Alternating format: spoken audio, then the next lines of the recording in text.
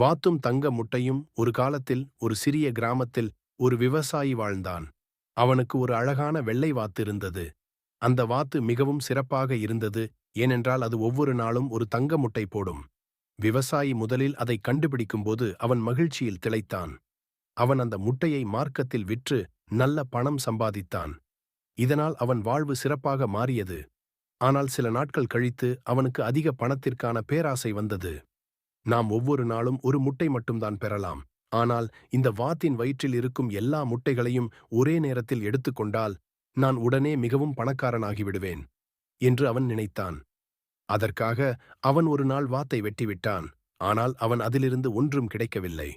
வாத்தின் உடலுக்குள் ஒரே ஒரு முட்டையும் இருக்கவில்லை. விவசாயி மிகவும் வருத்தப்பட்டான். அவன் தனது பேராசையால் தன்னை அழித்துவிட்டதாக உணர்ந்தான். இனி அவனுக்கு எந்த தங்க முட்டையும் கிடைக்காது. கதையின் நெறிமுறைகள், பயன்பாடுகள். 1. பேராசை நாம் பெற்றிருக்கும் நன்மைகளை இழக்க செய்யும். 2. பொறுமையுடன் இருக்கும்போது மட்டுமே வாழ்க்கையில் நீண்ட கால பலன்களை பெறலாம். 3. அதிக லாபத்திற்காக தவறான முடிவுகளை எடுக்க வேண்டாம். இந்த கதை பேராசை கொண்டு முடிவெடுப்பதின் மோசமான விளைவுகளை எடுத்துக்காட்டுகிறது. வித்தியாசமான ஒரு திருப்பத்துடன் வாத்தும் தங்க முட்டையும். ஒரு சிறிய கிராமத்தில் ஒரு நல்ல மனமுள்ள விவசாயி இருந்தான். அவனுக்கு ஒரு அழகான வெள்ளை வாத்து இருந்தது. அந்த வாத்து ஒவ்வொரு நாளும் ஒரு தங்க முட்டை போடும்.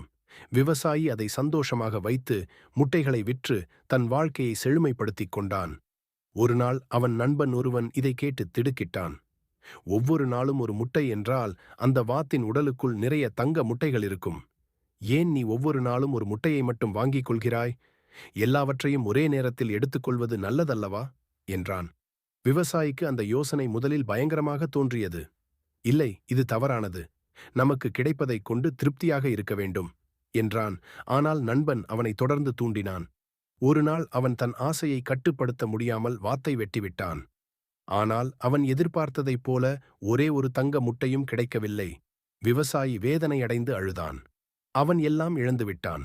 ஆனால் அவன் பாவத்திற்காக நெஞ்சம் கனிந்ததால் வாத்தின் மீது மனதார வருந்தினான்.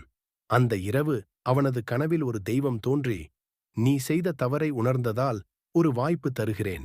நாளை காலை அந்த வாத்தின் உடலை பண்ணை வயலில் புதைத்துவிடு என்றது. அவன் அப்படியே செய்தான். அடுத்த நாள் அதே இடத்தில் ஒரு அழகான, பொன்னாக பிரகாசிக்கும் புதிய வாத்து தோன்றியது. அந்த வாத்து ஒரே ஒரு வித்தியாசத்துடன் இருந்தது. இது ஒவ்வொரு மாதமும் ஒரு பெரிய தங்க முட்டை போடும்.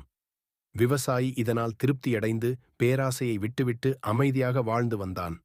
கதையின் பயன்கள். 1. பேராசை பெரும் இழப்பை தரலாம், ஆனால் உண்மையான பசியின்மை வருந்தும் மனதிற்கு இரக்கம் கிடைக்கும். 2. நாம் செய்த தவறுகளை உணர்ந்து திருந்தினால் வாழ்க்கை மறுபடியும் நல்லபடியாக செல்லும். 3. எதையும் பொறுமையாகவும் புத்திசாலித்தனமாகவும் அணுக வேண்டும். இது முதல் கதையின் சிறு மாற்றம், ஆனால் ஒரு நம்பிக்கை மற்றும் 2வது வாய்ப்பை வழங்கும் அழகான திருப்பத்துடன்.